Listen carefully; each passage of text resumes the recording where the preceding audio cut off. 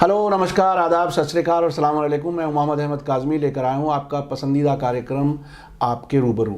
जैसा कि आपको मालूम है कि हम ख़बरों के पीछे की खबर लाने की कोशिश करते हैं और मैं चूँकि इंटरनेशनल अफेयर्स पर आपको नज़र दुनिया पर कार्यक्रम लाता हूँ, मैं उसमें अक्सर आपको बताता हूँ कि हथियार बेचने वालों का धंधा है मुल्कों के बीच में, मुल्कों के अंदर टेंशन क्रिएट करना, अपने हथियार बेचना। वो एक बहुत बड़ा फील्ड है। मैं समझता हूँ आप बहुत सी चीज़ें समझ चुके होंगे अभी तक। आज मैं बिल्कुल एक नए एरिया में बात करना चाह रहा हूँ। मेरे साथ इस वक्त मौजूद हैं डॉक्टर बिस्वरूप रॉय चौधरी साहब, जो एक्सपर्ट हैं। कई इन्होंने रिसर्च की हैं और इंडो वियतनाम मेडिकल बोर्ड के आप चेयरमैन हैं और लाइफ स्टाइल के तरीके से इलाज लोगों के करते हैं, न सिर्फ भारत में बल्कि विदेशों में भी आपका बड़ा नाम है। चौधरी साहब, आप बताइए कि ये जो अमेरिका की तरफ से हथियारों वाली बिज़नेस तो मुझे समझ में आई और बहुत कुछ किया, बताता भी हूँ मैं लोगों को।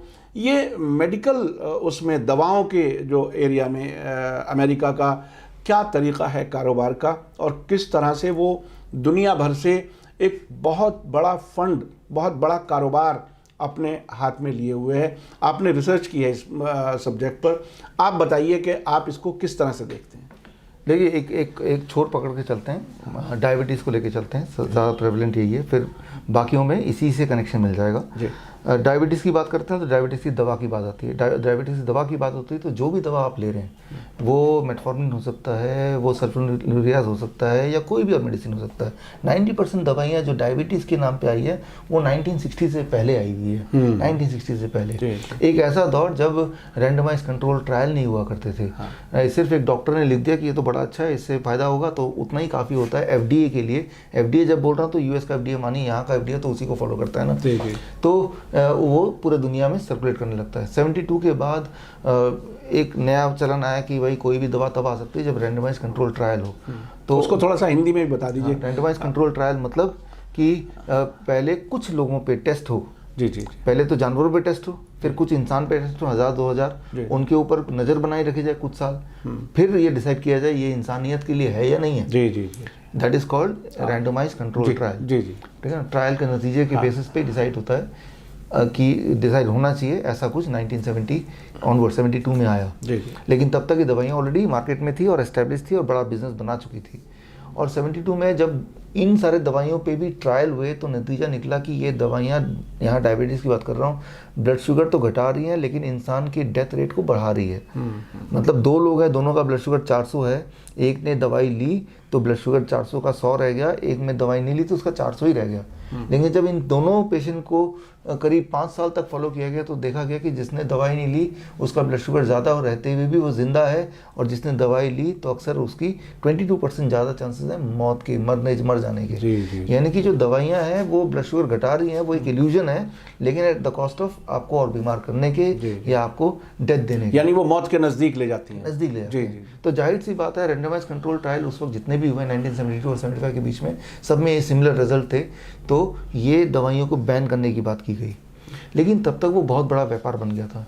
जैसे हमारे देश में जग जाहिर है कि सिगरेट खराब है, लेकिन बैन नहीं हो सकता बिकॉज सिगरेट से इतना इकोनॉमिक्स आता है। गवर्नमेंट उसे बैन करेगी तो उतना इकोनॉमिक्स, उतना पैसा गवर्नमेंट को नहीं मिलेगा। तो गवर्नमेंट ने बीच का रास्ता अपनाया कि सिगरेट में लिख दिया, वार्निंग लिख दिया, इंजरियस टू हेल्थ। अब जनता जाने, कस्टमर जाने, हमने तो लिख दिया।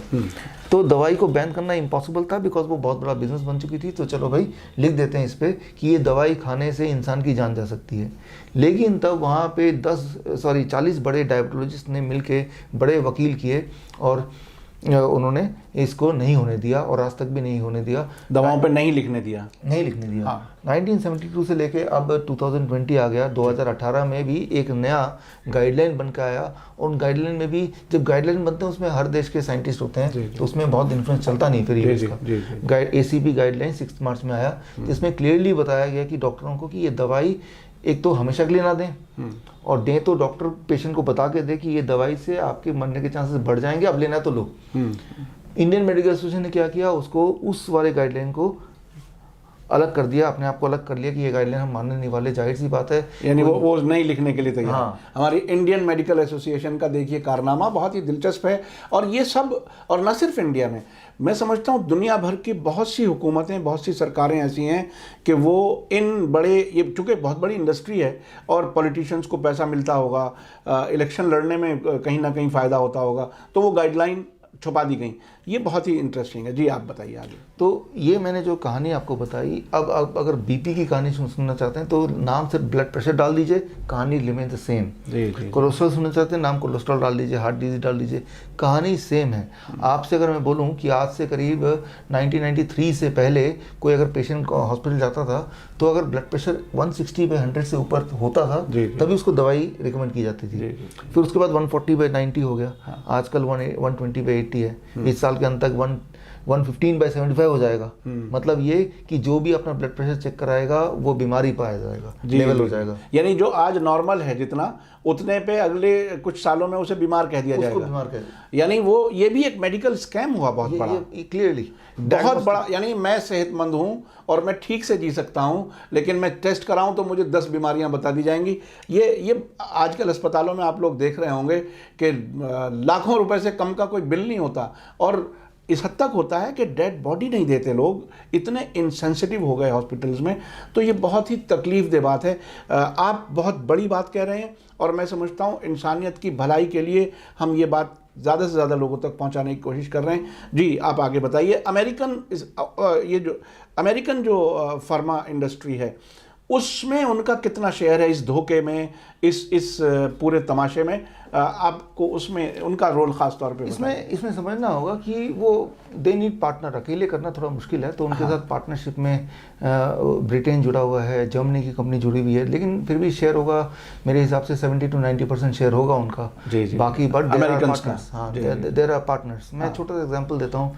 मान लो कोलेस्ट्रॉल की बात करते हैं, कोलेस्ट्रॉल तो घर घर में दवाई है कोलेस्ट्रॉल की। आज से 20 साल पहले अगर सोचें तो कोलेस्ट्रॉल शायद नाम भी नहीं सुना होगा, राइट। सो अगर आप टेक्स्ट बुक देखें, हैरिसन टेक्स्ट बुक, हैरिसन जो बाइबल माना जाता है मेडिकल साइंस में, उसका 1978 का एडिशन पढ़ेंगे तो टोटल कोलेस्ट्रॉल किसी का 300 से ज़्यादा है तो उसको ज़्यादा माना जाता था। फिर 1980 का दौर आया, 300 को 250 कर दिया गया, ठीक है ना, और अब 250 को 200, कुछ साल पहले 200 कर दिया गया। और अब 200, 250, 300 कुछ नहीं, किसी की उम्र अगर 40 साल से ऊपर है तो सीधा वो कोलेस्ट्रॉल की दवा दे देते हैं।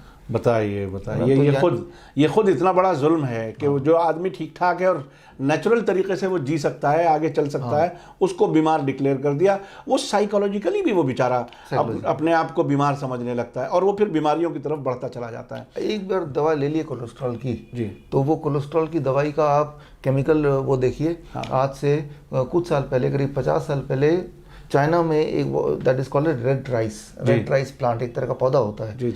और वो नरभक्षी पौधा टाइप बोलते हैं ना जिसको, कि जैसे ही कोई अटैक करने आता है तो पॉइजन फेंकता है। वो जो पॉइजन है उसका नाम है कोलेस्ट्रॉल लोअरिंग ड्रग, उसका नाम है स्टैटिन जी। तो ये जो कोलेस्ट्रॉल लोअरिंग ड्रग बनती कहाँ से है? वो पॉइजन जो प्लांट निकालता है जिससे वो अपने दुश्मनों पर हमला करता है, वही है जो आप दवाई मुंह में ले रहे हैं। अच्छा, वो जहर होता है? वही जहर है जी जो भगवान ने उसको दिया अपनी बचाव करने के लिए। जी। वो जहर आपको एक दिन में मारेगा नहीं, बिकॉज बहुत कम डोज में आपको दिया जाता है वो टैबलेट में। जी। और आपको लगता है कि हम सेहतयाब हो रहे हैं, हम हमारी सेहत बेहतर हो रही है, लेकिन असल में वो जहर है जो इंसान के जिस्म में पहुंचाया जाए। अमेरिकन सोल्जर चाइना गए थे तो वहाँ पे उनको ये मिला, तो वही चीज आई, इतना बड़ा बिजनेस बन गया। जी। आप हिस्ट्री में जाके देखिए जी। तो अब आते हैं इंडिया की फार्मास्यूटिकल इंडस्ट्री पे। जाहिर है बहुत सी बड़ी बड़ी अमेरिकन कंपनियां हैं जो यहाँ कारोबार कर रही हैं, और यहाँ की जब हम वहाँ के एयरपोर्ट्स पे पहुँचते हैं तो यहाँ की दवाइयाँ वो कहते हैं फेंक दीजिए। तो ये क्या है अपने आप में? हमारे यहाँ की जो फार्मास्यूटिकल इंडस्ट्री है इंडिया की भी, उसमें वो कितनी पार्टनर है हम लोगों को बीमार बनाने में? ये इस पे भी बात हो जाए तो मैं समझता हूँ। देखिए, एक बात समझना होगा, जो चीज़ें पूरे डेवलप कंट्री में बैन हो जाती हैं जो दवाइयाँ, अब वो फैक्ट्रियाँ भी हैं, वो दवाइयाँ स्टोर में भी हैं, तो वो दवाइयाँ जाती कहाँ हैं? वो हमारे देश में डेवलपिंग कंट्री में आती है। इसका ताज़ा एग्जाम्पल है ट्यूबरक्लोसिस की जो दवाइयाँ हैं। हाँ। मान लो आपको टीबी हो जाता है आज भारत में, तो हर दिन 14 गोलियाँ और हर दूसरे दिन 1 इंजेक्शन। अच्छा। और ये दवाइयाँ ऐसी होती हैं, अगर आप किसी से मिले हो ऐसे पेशेंट से, वो बोलेगा कि मैं सुसाइड कर लूँगा लेकिन दवाई नहीं लूँगा, लेकिन उसको पकड़ के और फिर बोलते हैं कि भाई गवर्नमेंट फ्री में दे रही है। गवर्नमेंट को फ्री में नहीं मिल रहा, वो तो फार्मास्यूटिकल कंपनी से दवाई से और ये जो दवाइयाँ हैं सिर्फ भारत में है, यूएस में नहीं है वहाँ पे। ना तो इससे जो चीज़ें दुनिया भर में बैन हो गई हैं, वो चीज़ फिर यहाँ डेवलपिंग कंट्री में उसको धकेल दिया जाता है। तो यहाँ जो दवाइयाँ हैं ये वो हैं जो बाकी जगह पे बैन हो गई है। डायबिटीज़ की बहुत सारी पायोग्लिटाजोन मैं एग्जांपल दे रहा हूँ, जो दुनिया भर में बैन हुई, भारत में एक बार आज से 4 साल पहले के लिए 1 महीने के लिए बैन हुई। लेकिन हम यहाँ की फार्मास्यूटिकल कंपनी की बात कर रहे हैं, तो उन्होंने पूरा ताकत लगाया, सुप्रीम कोर्ट तक गए और वो बैन हट गया। और आज भी पायोग्लिटाजोन भारत में 30 लाख लोग ले रहे हैं, तो पूरी दुनिया भर में बैन है। ये बहुत ही एक इंसानियत पर जुल्म है। देखिए, जिस चीज़ पर बैन लगाया गया उसे हटाया गया और उसमें सभी हिस्सेदार बने हुए हैं, कारोबार कर रहे हैं। ये बहुत ही तकलीफदेह बात है। अब ये जो अस्पतालों में जो कुछ हो रहा है, जिस तरह से रिसेप्शन से लेते ही बिल्कुल ऐसे ट्रीट करते हैं जैसे कोई 5 स्टार होटल में कोई एंजॉय करने के लिए आया है, और जो गरीब लोगों के, आप तो ऐसी जगह रहते हैं, आसपास बड़े हॉस्पिटल हैं दिल्ली में और आसपास, इसमें अक्सर ऐसी खबरें अखबारों में आती हैं कि साहब मरे हुए 4 दिन हो गए थे, बताया नहीं, चूँकि बिल बढ़ता रहे। और बल्कि शुरू में ये पूछते हैं आपका कारोबार क्या है, अगर लगता है कि पैसा नहीं दे पाएंगे तो जल्दी से छुट्टी कर देंगे, नहीं तो अगर पैसे वाले लोग हैं तो उनकी डेड बॉडी भी 4 दिन तक वो शायद फ्रीज़र में रख देते हैं, कहाँ रखते हैं। इससे कैसे निपटा जाए? आम लोगों में क्या अवेयरनेस होनी चाहिए कि इसमें जाल में ना फंसे? हालांकि इस सब्जेक्ट से ज़रा हटके है, लेकिन लोगों को बहरहाल बताने के लिए कुछ। देखिए, इसे कहते हैं डर का व्यापार। हाँ, डरेंगे तो ही तो आप पैसा निकालेंगे। और ये बोलते हुए मुझे थोड़ा भी इसमें संकोच नहीं हो रहा, it is a fear business. मेरे बहुत सारे डॉक्टर दोस्त हैं जो मैं उनसे पूछता हूँ, मैं आपको छोटा सा एग्जांपल दे रहा हूँ बस एक समझाने के लिए। जैसे आपने बाईपास सर्जरी सुना होगा, एंजियोप्लास्टी सुना होगा, आपको ये पता होगा लेमैन के हिसाब से भी कि हार्ट में कहीं ना कहीं कोई ब्लॉकेज होता है, जिससे कम ब्लड खून जाता है, कम ऑक्सीजन जाता है, जिससे हमें पेन होता है या जिसे हम हार्ट डिजीज़ बोलते हैं। तो जब इसको मेडिकल कॉलेज में पढ़ाया जाता है तो इसके 3 इलाज बताए जाते हैं कि हार्ट का कोई पेशेंट आ जाए तो पहला इलाज एंजियोप्लास्टी की, एक छल्ला लगा देंगे, उससे ब्लड बहने लगेगा। दूसरा इलाज है बाईपास सर्जरी, एक नया ब्लड वेसल बना देंगे। तीसरा इलाज है, ध्यान से सुनिए, इसे कहते हैं natural bypass surgery. Natural bypass मतलब कि उस पेशेंट को एक खास तरह का खाना देंगे, फूड, वो खाना खाते ही 1 महीने के अंदर बॉडी खुद ही नेचुरल बाईपास बना लेगा और ब्लॉकेज हटा देगा। ये तीनों मेथड एक ही साथ एक ही क्लास में पढ़ाया जाता है। अच्छा, लेकिन ये कोई नहीं बताता। तीसरा वाला मैं पूछता हूँ अपने सर्जन दोस्तों से, भाई तीसरा वाला भी तो डॉक्टर पेशेंट को बताओ ना। Let him choose. आपने पहला 2 बता दिया, तो आप वो ऑप्शन क्यों नहीं बताते? हाँ, तो वो अंदर की बात वो बताते हैं, यार ये ऑप्शन बताऊंगा तो पेशेंट तो खुद ही घर जाके सब्जियां खरीद के वो ठीक हो जाएगा 1 महीने में। तो मेरा जो 5 लाख का जो है वो 5 लाख की जगह वो 50 रुपए दे देगा, 100 रुपए दे देगा, 200 रुपए देगा, 500 रुपए से ज़्यादा तो नहीं देंगे ना। सही। तो ये मेथड जो बाईपास, नेचुरल बाईपास है, वो मेथड मैं 1 मिनट में बता देता हूँ आपको, क्योंकि वो डॉक्टर बताएगा नहीं। वो ये कि आपका जो पूरा डाइट है, मान लो आपको हार्ट पेशेंट कोई मिलता है, उसका जो पूरा डाइट है, उस डाइट का अगर 80% फ्रूट्स एंड वेजिटेबल हो, 80% तक फ्रूट्स एंड रॉ वेजिटेबल, मान लो वो 2 किलो खाना रोज खाता है, तो 2 किलो मतलब 1600 ग्राम फ्रूट्स एंड वेजिटेबल हो, बाकी 400 ग्राम उसका जो ट्रेडिशनल खाना है, रोटी सब्जी दाल चावल जो भी खाना चाहता खाए। और वो जो 1600 ग्राम फ्रूट्स एंड वेजिटेबल, उसमें 50% फ्रूट्स एंड 50% वेजिटेबल, कच्चा सब्जी।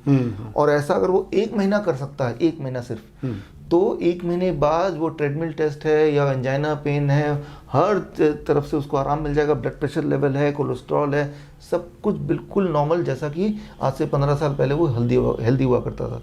तो ये मेरा बनाया हुआ कोई मेथड नहीं है, ये नेचुरल बाईपास है जो कि नोबेल प्राइज विनिंग साइंस है 1997 का। जी। तो ऑलरेडी एस्टेब्लिश चीज़ है। इसके पीछे यूएस में जब जाते हैं तो वहाँ के कुछ डॉक्टर बताते हैं, तो गवर्नमेंट ने इसे हेल्थ इंश्योरेंस में कवर किया हुआ है, इस वाले नेचुरल बाईपास को भी, क्योंकि यहाँ पे जो खाना आप खा रहे हैं फ्रूट्स एंड वेजिटेबल, उसमें भी जो खर्चा आएगा, हाँ वो दवाई के लिए रूप में है ना। जी जी जी। तो दवाई पे तो इंश्योरेंस है ही, उसे दवाई का दर्जा भी दिया गया है। अच्छा, ये बहुत बड़ी बात है। हमारे यहाँ भारत में ये सब चीज़ें ना हैं और लोग जानते भी नहीं, और मैं समझता हूँ हुकूमतों की तो कोई नीयत भी नहीं है कि ऐसा कुछ करें। तो ये बहुत ही एक ख़ास बात जो हम अभी बात शुरू करने से पहले, ये हथियारों की तरह ही दवाओं के ज़रिए पूरी दुनिया से पैसा लिया जा रहा है। ख़ास तौर पे अमेरिका का इसका बड़ा रोल है। इसके बारे में थोड़ा सा और अगर आप एलेबोरेट कर दें तो मैं समझता हूँ। देखिए, यहाँ पे समझिए कि अगर हम, जैसे मैंने आपको हार्ट डिजीज़ का बताया, सोल्यूशन भी बता दिया, जो कि बहुत ही सिंपल सोल्यूशन है, एस्टैब्लिश साइंस है।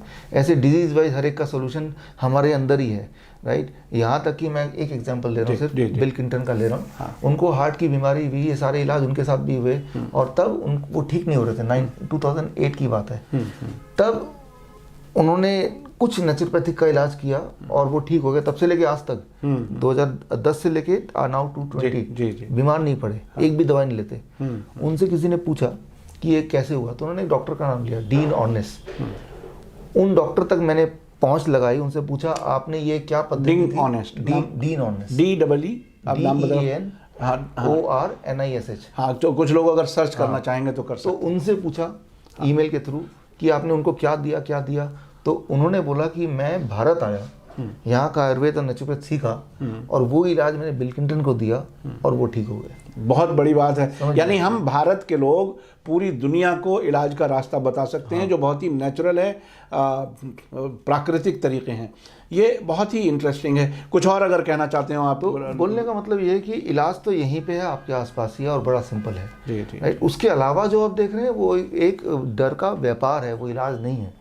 चाहे वो एक्सरे की बात करें, अल्ट्रासाउंड की बात करें, डायग्नोस्टिक सारे बात करें, या क्यूरेटिव या सर्जरी की बात करें, दे आर ऑल एक दिन में समझना मुश्किल है। बट ये समझ लीजिए कि अगर आप बीमार हैं तो इलाज आपके आसपास कहीं ना कहीं है।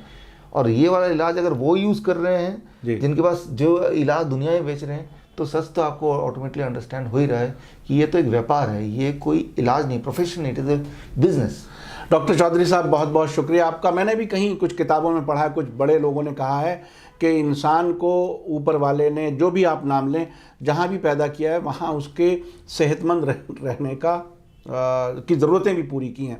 इसलिए हर मौसम का, अपने मौसम का की सब्ज़ी, फ्रूट, ये सब इस्तेमाल करें। इसमें ख़ुद जिसे कहते हैं ग़िज़ा भी है और इलाज भी है। और ये बात मैं समझता हूँ आपकी बात से बहुत ही मैच करती है, और आपकी बात इसमें नज़र आता है कि हाँ, वाक़ई हमारे आसपास ही, चूँकि हर इंसान के पास उतना पैसा नहीं हो सकता जितना पैसा ये अस्पताल वाले छीनना चाहते हैं आपसे। अब ऐसी हालत में हम ज़्यादा नेचर के नज़दीक रह करके ही, और फ्रूट और कच्ची सब्जियां जो आपने बताई वो लेकर के हम अपने आप को ठीक रख सकते हैं। बहुत बहुत शुक्रिया डॉक्टर चौधरी साहब, थैंक यू वेरी मच। इसी के साथ मुझे दीजिए इजाज़त। धन्यवाद, शुक्रिया। जय भारत, जय हिंद।